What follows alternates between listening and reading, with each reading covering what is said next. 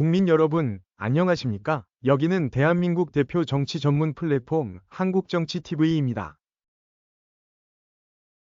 최상목 대통령 권한대행 부총리 겸 기획재정부 장관이 12월 31일 국회가 지난 12월 26일 선출한 헌법재판관 후보자 3명 가운데 2명을 헌법재판관으로 임명했습니다. 3명이 헌법재판관 후보자 중 정계선, 조한창 후보자는 오늘 임명했으나 마은혁 후보자는 임명을 보류했습니다. 한편 최상목 권한대행은 논란이 됐던 내란과 김건희 특검 법안에 대해서는 오늘 제위 요구권을 행사했습니다. 최상목 권한대행은 12월 31일 오늘 오후 정부 서울청사에서 열린 국무회의를 주재하며 한 모두 발언을 통해 이런 내용들을 밝혔습니다.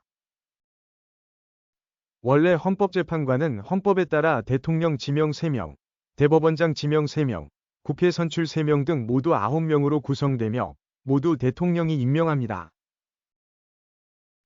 헌법재판관은 지난 10월부터 국회 선출 몫의 재판관 3명이 공석이었습니다. 이와 관련해서 국민의힘은 국민의힘과 민주당 두 당이 각각 1명씩 추천하고 나머지 1명은 두 당이 합의한 인물을 추천하는 것이 관례라고 주장했습니다. 반면에 더불어민주당은 국민의힘보다 민주당이 위석이 많다는 점을 들어 민주당이 2명을 추천하고 국민의힘에서는 1명만 추천하라고 했습니다. 이런 논쟁이 확실하게 결론을 내지 못한 상태에서 12.3 비상계엄 사태가 벌어졌습니다. 그러자 우원식 국회의장은 지난 12월 9일 민주당이 추천한 정계선, 마은혁, 국민의힘이 추천한 조한창을 후보자로 선출하는 안건을 제안했습니다.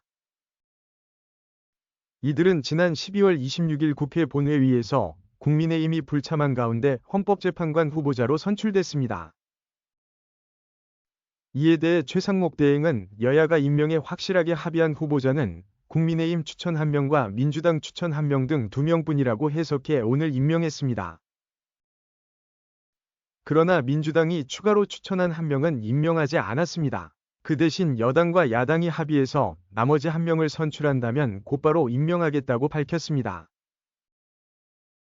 하지만 최 대행은 그동안 논란이 돼왔던 김건희 특검 법안은 그 내용에 위헌의 소지가 있다고 판단해 거부권을 행사했습니다.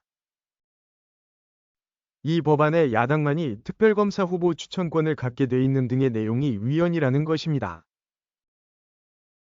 오늘 최상목 권한대행이 거부권을 행사한 내란, 김건희 특검 법안은 국회로 다시 보내져서 재의결을 하게 됩니다.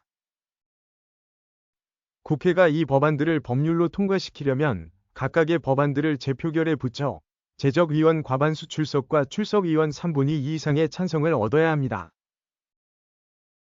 만일 제적의원 과반수 출석과 출석의원 3분의 2 이상의 찬성을 얻지 못하면 이 법안은 폐기됩니다.